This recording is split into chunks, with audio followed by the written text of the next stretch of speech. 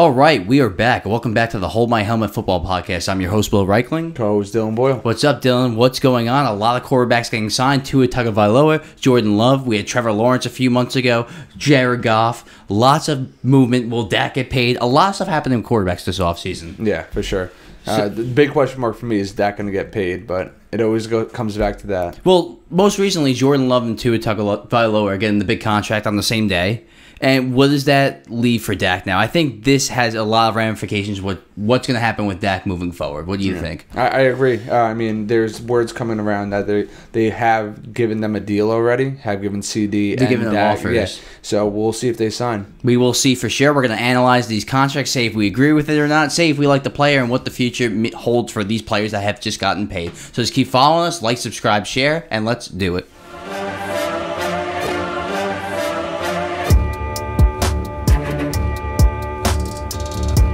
So we'll start with Jordan Love, Dylan. 4 years, $220 million contract extension. Puts him in a tie for the highest paid player in NFL history as far as average annual value.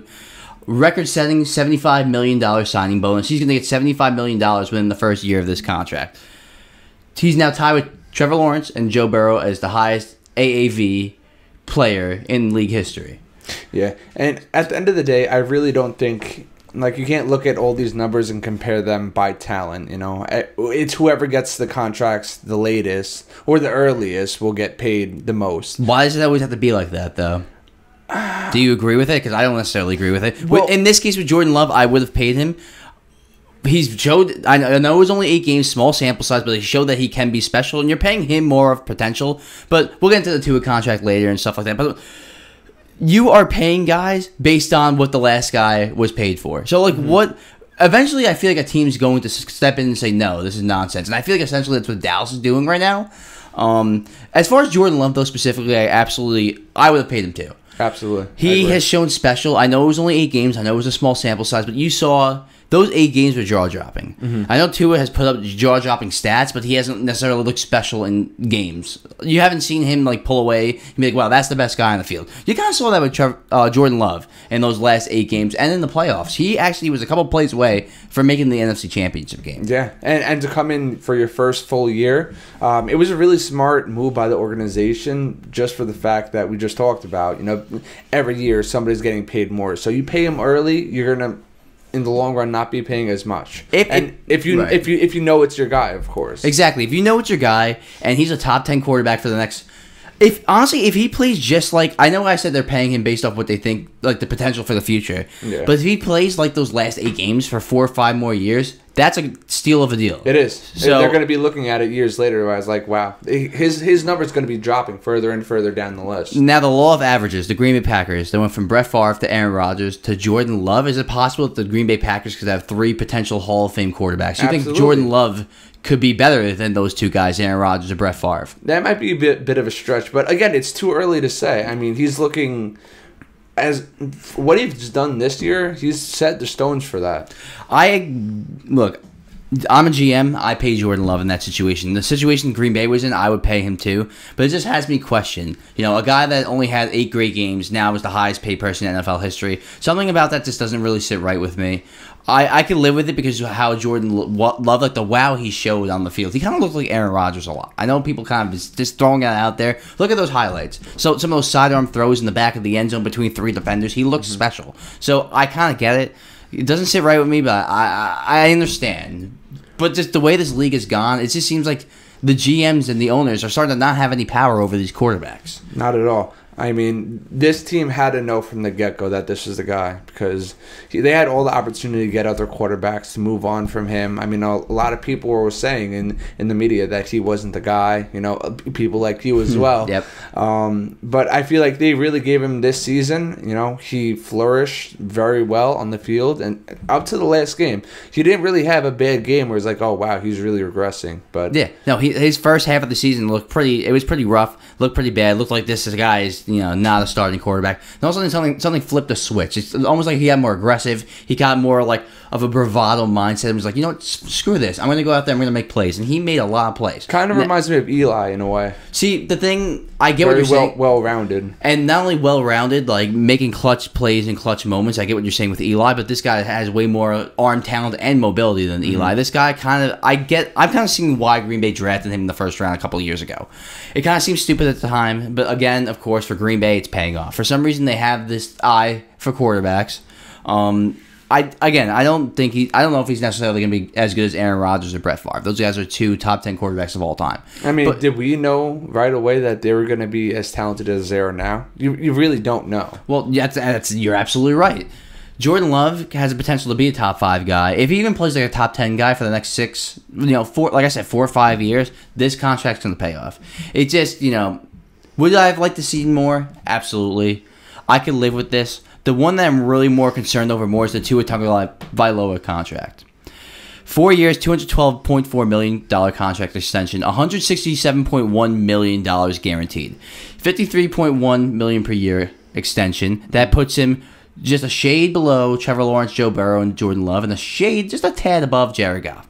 So now, Tua Tagovailoa, who is last season 1-6 against playoff teams last season. They had a point differential of -110 in those 7 games. 1-6, -110 point differential. They just now made him the 4th highest quarterback right now, and the 4th highest paid player in NFL history. Career stats against winning teams in his career, Tua. Winning teams. 7-14 record. 60% completion percentage. 28 touchdowns, 18 picks, 84 passer rating. He's average against good teams. He beats up on the bad teams, but he's shown to choke against good teams, choke at the end of the season. I haven't seen this guy finish off a season strong. 2 years ago, had a great start to the season, gets hurt, concussion. We all know that's not necessarily his fault. Last season, having another great season, falls apart at the end, chokes to the Bills in the last game of the regular season to let up the division, and then they choke to the Chiefs in the playoffs. So I have not seen this guy finish off a season strong, whereas Jordan Love, I have seen him finish off a season strong. He was rough in the beginning, and he finished off very strong at the end. The most important games of the season, he came through. Playoffs and the end of the season when they were fighting for a playoff spot. They got one. Tua had the division the entire season. All of a sudden, the last 5-6 games completely fell off a cliff. And then all they had to do was beat Buffalo that last game and win the division, and they choke it and lose. And then against that Chiefs game in the playoffs, I know it was the 4th coldest game in NFL history, but it was embarrassing. What do you have to say about Tua? There was no offense in that. What do you say about Tua, Dylan? Well, listen, he has a lot of upside. Like, there'll be games where he looks like a top. Oh, I agree. He's almost like a lesser Dak. And you can't pass on that, obviously. But a team like this, you have everything you need. You got all your players. You got your wide receivers. You got your running back. You got a decent line. What other options do you really have? I mean, they were way too far back in the draft to draft a quarterback. Right. There's not really too much pickings going on in the NFL quarterback-wise. I mean, Dak's going to play one more year somewhere. But after that, there's really no quarterbacks. You get a bunch of backups, but nothing. I hear you. I mean, Tua's really your last option. And, I mean, he doesn't he doesn't make dumb plays. You're right. He's average against, kind of mediocre teams. Against good teams. But it's beyond Tua for what they do later in the season. It's not all on him. Well, I hear you. Tyreek Hill got hurt. Sometimes you might have to eventually Mike McDaniel might need to take some of the blame here too, the head coach. Yeah. But the thing is with Tua, he's been this now the last year of his deal, the last year of his rookie deal, right? So technically, they don't have to sign him right now. He could play one more year. If Tua goes, okay, I'll sit out. Screw you guys. I'm going to sit out for the season. All right, we have Mike White. I know Tua's better than Mike White. I'm not saying Mike White's better than Tua. But is the gap really that far off? We saw Mike White on the Jets more than capable. We saw him in a few games last season with Miami. More than capable quarterback. I think with those weapons, Mike White could look very similar than Tua. I don't think he's a starter, though.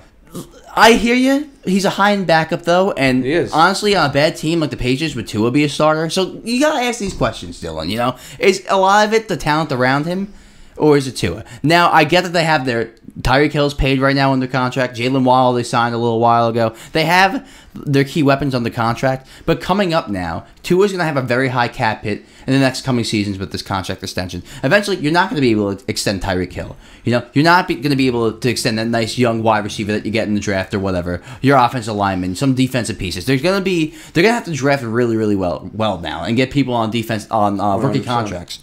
So this is going to be a lot of pressure for Tua because you're going to start to see the talent slowly, year by year, kind of erode away from him. Get younger, less established. And will he produce then? We're going to have to find out.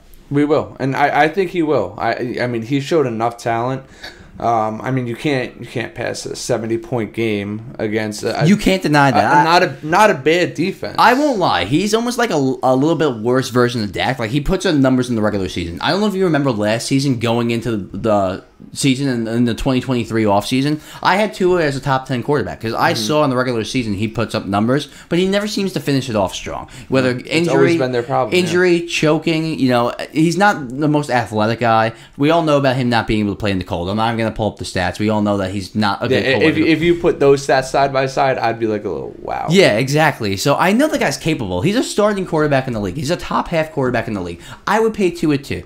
Would I pay him $53 million? No. I would pay him more $45 million. I'd be more comfortable with that. Yeah, I'm not sure if it's the team or like what if he got drafted by like the Bears, the Patriots? Right, exactly. How would he perform in the cold? Right. I mean, he's a Hawaiian native, so he's used to the hot weather. Exactly. So it really might be something with the cold. Played in Alabama too, and now he's in Miami. So he's pretty much been a warm weather quarterback. And when warm weather, he's played really well. I can't deny that. I can't deny the numbers Tua's put up. Led the league in passing last year, passing yards. Pretty sure the year before that, he led the league in passer rating until he got hurt. So he put some numbers. With Tyreek Hill, he's a very accurate quarterback. Gets the ball out of his hands quick. Gets the ball out of his receivers quick.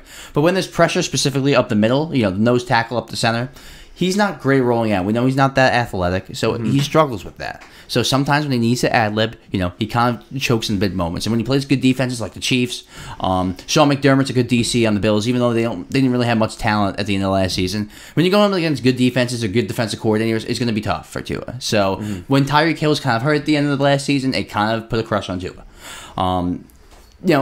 It's... Any other thoughts on that one? I mean, I think we've kind of not really exhausted it could really go either way with this contract. It could be a good one, it's a bad one. I really think it's a good one. Same reason why I think the Packers were smart with it. A year later, it's going to be a much bigger gap. He's not going to be the highest paid quarterback. He's probably going to be top 10. Right, but what if a year later they realized that he wasn't the guy? I don't think they were 100% sold. I wasn't 100% sold. There is not enough negative to really... justify that. I can't sit here and scream like I hate him as a quarterback because I do like him in the regular season. I don't know if he's going to be the guy that gets you to the promised land. And let's remember, Stephen Ross, the tampering stuff with Tom Brady, apparently they were into the Deshaun Watson sweepstakes, so they definitely were not 100% sure in Tua. The history shows it for this team that they have been shopping for other quarterbacks since the get-go.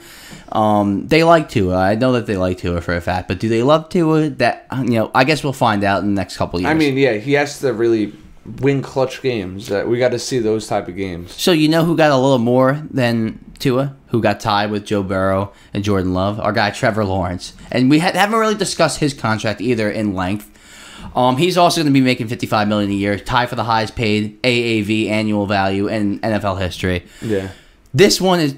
I think we could both agree is questionable. Okay, so yeah, I agreed with everything up to this moment. I do not agree with this contract. I think we both agree that we don't agree. He did not show nearly as enough. He had a good first season. I'll give him that. But after that, it's just like falling off a cliff. Yes. He has weapons around him. He has weapons in the backfield. He has a good offensive line. It's really all up to him at this point. He's got a good head coach in Doug Peterson, who's won a Super Bowl, was a quarterback in the league. You'd think he would be able to nest in Trevor Lawrence. If I saw Dak on this team, I think this team would be like a Super Bowl team. I think Dak is better than Trevor Lawrence. I agree. 100%. I think Dak gets kind of a hard rap, and we'll get into how this all affects Dak moving forward in a little bit. Trevor Lawrence. Honestly, this is a situation where I would have rather paid him more next season just to feel good about it. Just to have a season, prove it. Yeah, just to have a season where I feel good about this guy. I'm willing to pay $5 more per season just because I saw you go out there and win a playoff game. Win your division. Show that with a little bit lesser talent that you can go out there and be a top 12 quarterback. I would be fine with that. We've all seen the Daniel Jones comparisons. Okay, yeah. I mean, I think for us to pull that up, it's just a lazy take at this point. I think we all know that they're very similar. As far as production right now, I can't argue that. Much more talent too. Yeah. Now, Listen, I'll harp on this all night. Don't get me wrong. They lost Calvin Ridley, but they did draft Brian Thomas, the receiver. So I don't think the talent level has shifted at all. I No, mean, I think it's still about the very same. similar. Yeah, I agree with that. They also got Gabe Davis, so they kind of added some pieces. They got ETN still. He's a good 2 or 3. Christian Kirk's still there, so you got 3 solid receivers there, and Evan Ingram. So they still have an offense. They lost their corner, though, Darius Williams, to the Rams. That's going to be huge because he had a big year last year. But other than that, I mean, Josh Allen re-signed with them. The D-line, He changed his name. Linebacker Josh Allen. He changed his name. I forgot what it was, but we won't get that confused. Oh, yeah, linebacker. Oh, wait, he did? Josh Allen changed his name? He changed his name. His last name. Really? Yes. Can we search that really quick? Yeah, I kind of want to see what. Not to put everyone on a tangent, guys. We got to get this right. This is interesting stuff here. Because that would confuse a lot of people, for me included. You know, when he first came into the draft. Josh Hines Allen. Oh, okay. I think he definitely did that to segregate himself. Yeah, so now it's going to say Hines Allen. Gotcha. Is he related to Naeem Hines, the one that got hurt? Probably not. Yeah, probably not. Probably not. Little running back. Anyway, so hindsight's 2020 now. They paid him. Can he perform up to this contract? I still think the jury's like out, but I still think there is a potential where he could hone in and become that player that we all think he could be. I don't think it's over yet for him. I mean, he's on the hot burner for sure. Oh yes, this is his season. I think it was like 2 weeks ago. I did like quarterbacks on the most pressure. He was 4. He was 4. Should have probably been higher. Well, think about the 3 people ahead of him. Deshaun Watson, lots of pressure after everything off the field. Aaron Rodgers, I mean that's a lot of pressure. Bryce Young could be out of the league if he sucks this year. And then I had Lawrence 4. Okay, Aaron Rodgers, I really wouldn't put up there. You gotta think about it though, with all the talk and the nonsense going on in the offseason. You gotta think about it. New York, the media, the expectations. As a non-Jets fan, I expect him to fail. No offense. See, well, that's the thing. Anyway, moving on from that. Not really moving on from the whole situation of this, but moving on from the nonsense that we've just been talking about. Trevor Lawrence, I do think, coming out, I did think he was a generational talent, and he just hasn't shown that. Everyone did. He hasn't shown that. Let's be honest. But the first season he did, but then he regressed. The second season he did. The first season, I remember Meyer, he was awful. Remember, and he got fired. Yeah. The second half of second, he basically the season he's almost like Jordan Love though. He only has 8 or 9 good games at the end of a season, and that's really it. And I wonder if it's going to work out the same way. I wonder too, for sure. And I think a lot of people are wondering the same question. Right. That's a very good comparison. Starts off very hot. Can you keep it that way? Because at that point, the ceiling's very high already. You know, you have a high expectation. We know the ceiling's high. We know what this guy can do. We've seen plays. Like, he has Trevor Lawrence has had his moments. We've seen some nice touchdowns from him. I mean, they started a comeback of 25 points? 27 nothing. That's not just on the coaching staff. You gotta have some guts in you. Right, and let's not forget the Jaguars were 8-3 last season until Trevor Lawrence got hurt in that Thursday night game. Mm-hmm. They finished 9-8. They kind of finished slow to the end, but they were 8-3. Let's not forget that they were viable. I've said this before. They just weren't convincing wins at all. No, they weren't. One of them was they were going back and forth with the Saints. Yeah. Ugliest game I've ever watched. I know exactly what you're talking about. Let's go to Jared Goff though. $53 million a year. That's actually the first guy that got paid this offseason, I think. Unless we're missing a quarterback. But I'm pretty sure it was Jared Goff to start with. I think he deserves it. I mean, like I said before, there's not many quarterbacks for the pickings. And, again, they were very, very back in the draft. So, I think they had a good run. They made it to the playoffs. They won some games. He definitely deserves another shot. We have to remember, he was on the Rams. Made a Super Bowl, had a great year, 2 seasons under Sean McVay, started to regress a little bit, started to get a little bit exposed once some teams got some film on him, and Sean McVay kicked him out of town for Matt Stafford. Comes to Detroit. Struggled a little bit the first year, but they kind of showed promise. Second year, they started off 1-6, they end the season 9-8, really strong, knock Aaron Rodgers out of Green Bay, whoop-de-doo. Third season, make the NFC Championship game, they almost made a Super Bowl. You got to understand, though, that the talent on the Lions, they have probably the second best offensive line in the league. They probably had, the top 3 running game in the league. He needs a good offensive line. He needs a good running game, and then he's going to put up numbers. But if he doesn't have that there, he's going to struggle. But he has that there. He has it there for now. But again, just like Tua, he got paid. He's going to see over time that talent around him is going to start to fade a little bit. Eventually, they're going to have to pay Amon-Ra St. Brown.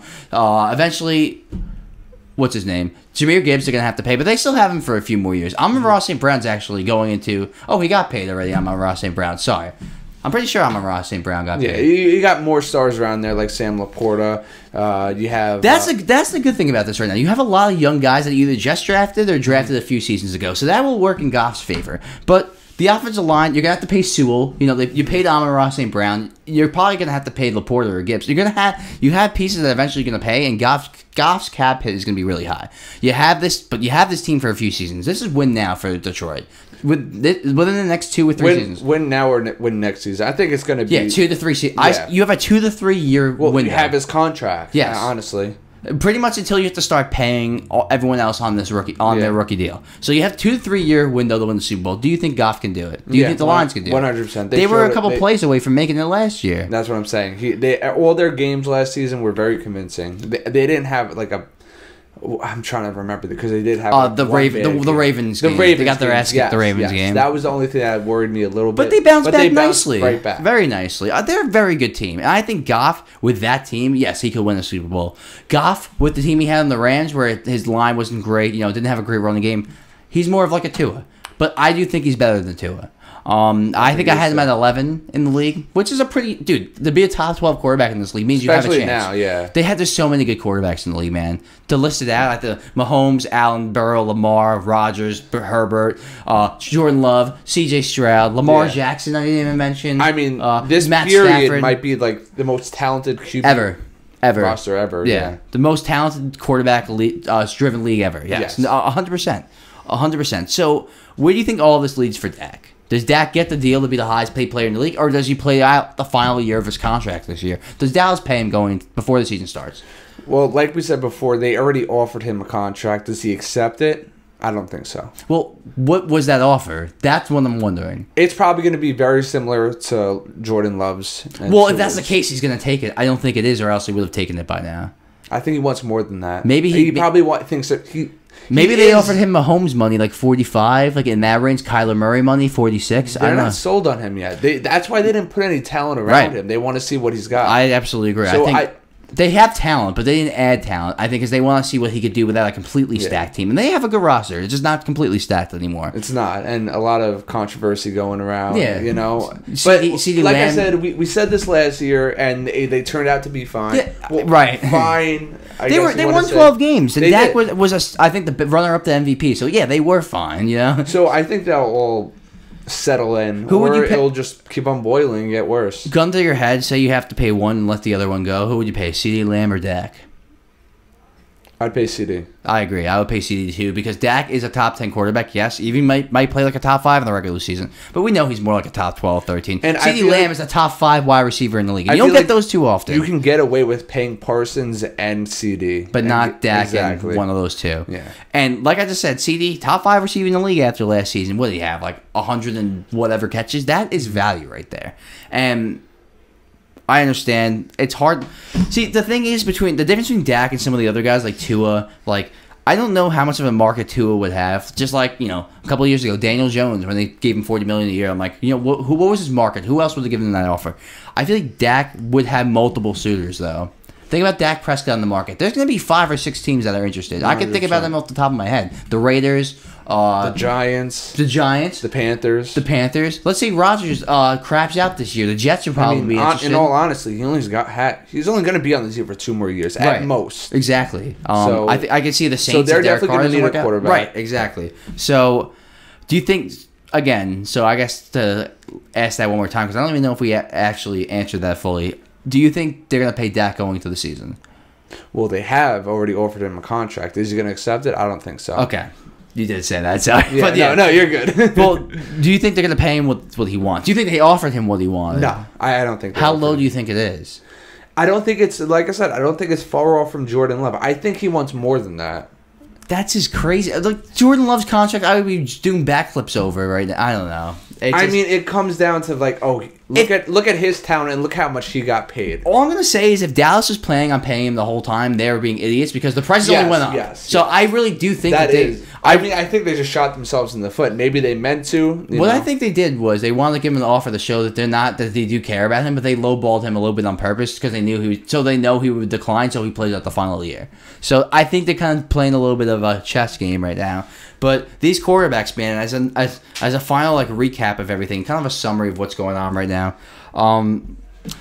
I don't know. I don't know if I necessarily agree with everything that's going on with all these deals going out to all these players. I think the combined record of all these guys in the playoffs is 16-17 or something like that. None of these guys have made a Super Bowl. These top 5 guys that we've just named, none of these that are paid. None of these guys have won a Super Bowl.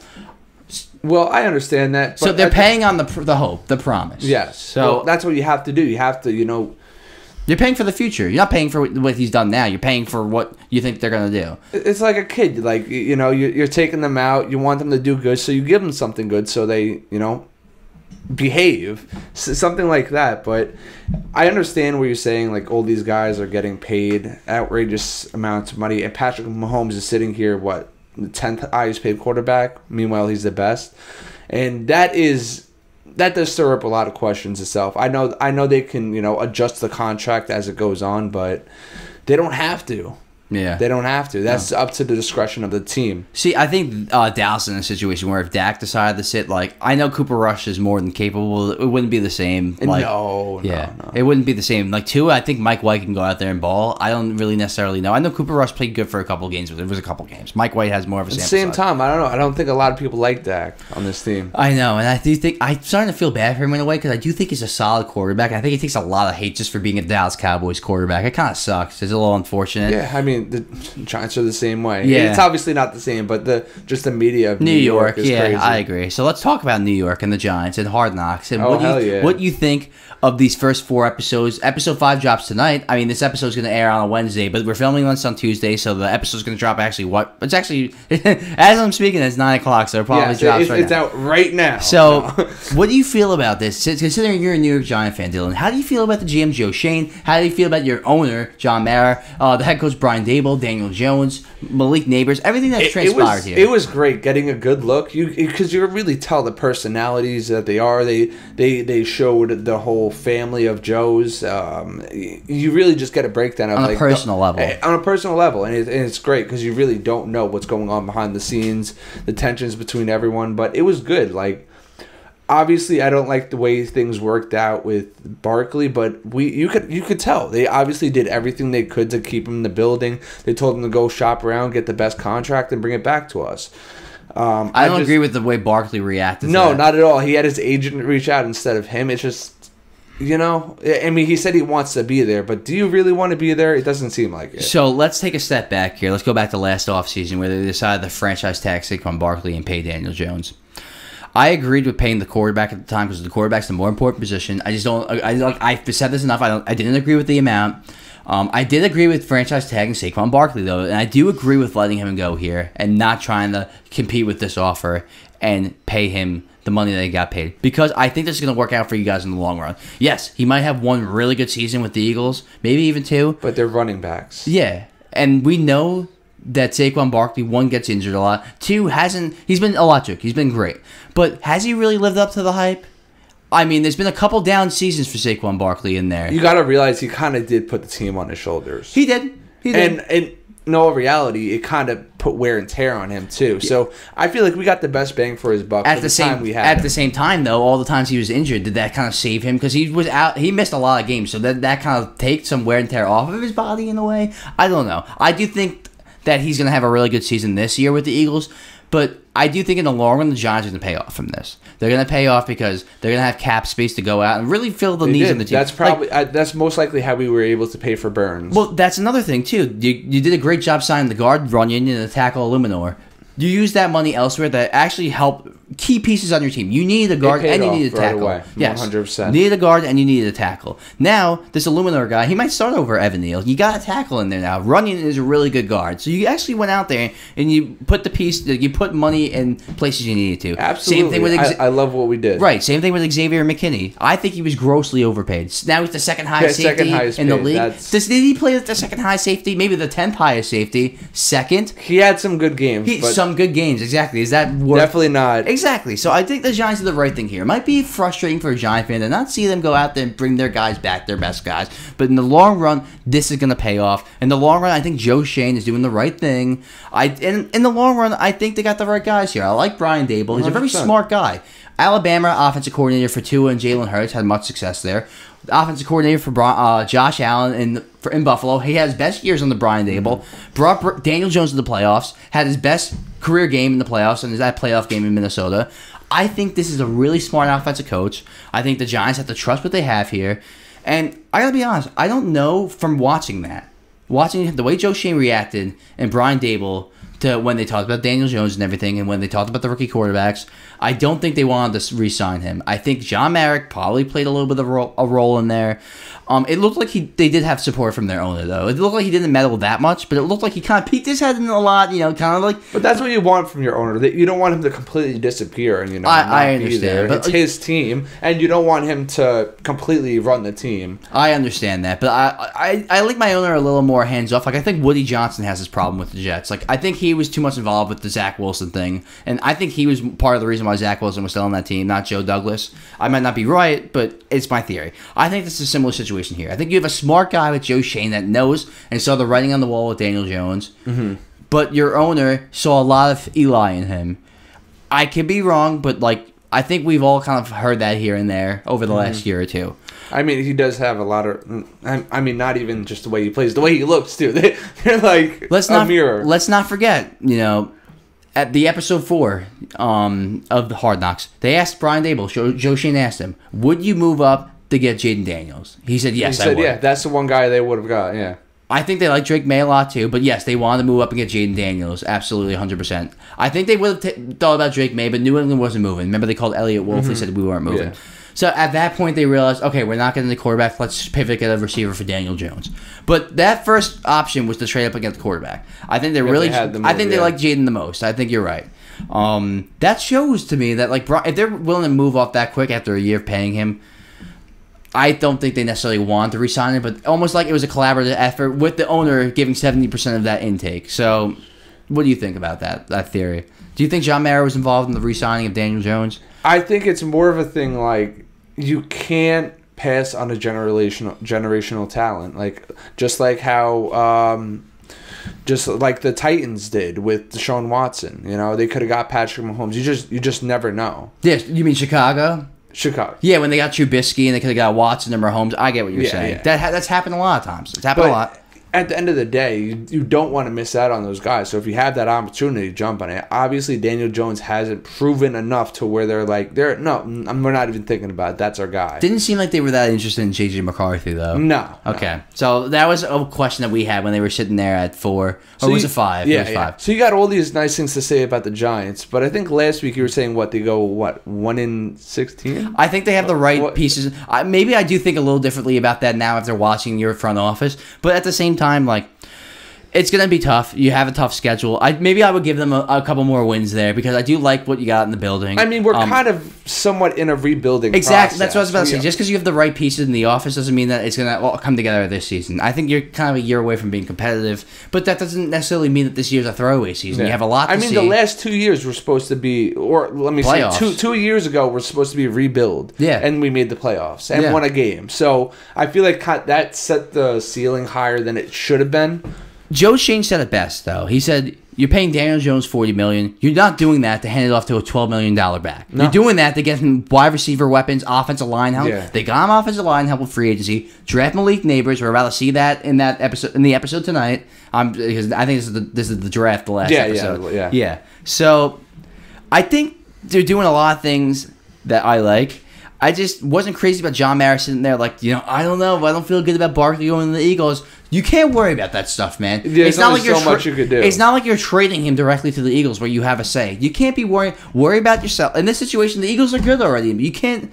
They're already a really good team. It's not. This might be the missing piece of the puzzle. I don't really think it's going to be. I think the defensive pieces they got is going to help more than what the addition of Barkley. This is going to be a talent story for Jalen Hurts, I will say, after losing Kelsey. I do. I think that too, because they got the defensive pieces now. They brought in the offensive coordinator, Kellen Moore. That's another story. But John Mara, I know he's seen a lot of good players. He's had it himself. Barkley's the most popular. You gotta stop thinking about popularity, because I think that's what they were doing Daniel Jones too.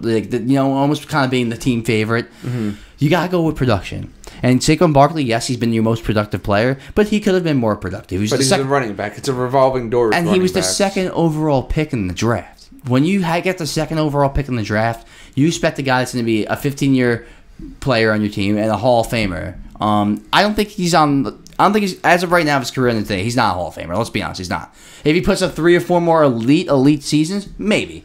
But he really only had one elite season his rookie year, one really good season 2 years ago, and then a couple seasons where he got hurt, and one really mediocre season. So, like, it's been a little bit lackluster. So I get the Giants not going out there and chasing Saquon Barkley. He might not feel loved. He might feel disrespected. I don't really care. I think Joe Sheen did the right thing here. I think Joe Sheen's a smart guy. I hear a lot of people in the media saying, he kind of didn't look like he knew what he was doing. I thought he knew exactly what he was doing. Because he's younger, and that's the misconception. Exactly. I thought the same thing. I'm like, damn, this guy's really young. Does he know how to, He looked like a smart guy. Remember, he was with the Bills. He was with Brandon Beane and the Bills, and he was around a successful organization, and he was the director of player personnel, I'm pretty sure. So he had a big say in what was going on there. He knows what he's doing, I think. I think they just need to give him time. I think what he's doing right now, now watching that, I think he made all the right moves. Now it's just about, now since you drafted Malik Neighbors, and we're about to see that tonight, it's about, can Daniel Jones take, you're valuing Daniel Jones. They said it. They said it in the episode. Yeah, and listen, I would be totally fine if nothing works out with Daniel Jones, because we still have a talented roster around ourselves. We just got to get that quarterback. Right. And next year, it's good. Few quarterbacks are going to be up in the air. Dak could be up there. Dak Prescott and the New York Giants, that would be crazy. Going from Dallas to the New York Giants. It'd be like the Saquon thing. Jerry Jones will probably die on the spot. He might have a heart attack. He's like, okay, I'm done. I'm selling the team. All right, guys. So it was a fun episode. A lot of quarterbacks getting paid, and we haven't really talked about that much because we've done a lot of lists, a lot of predictions and stuff, and it's been kind of a weird offseason. Like, it was actually a period where it was like just straight up dead. I think people realized, like, from that May to June period that this shit's dead. So like, that's probably how it is every season. So thanks for watching, guys. Thanks, Dylan, for coming on. Let's go. We will see you guys next week. Stay golden.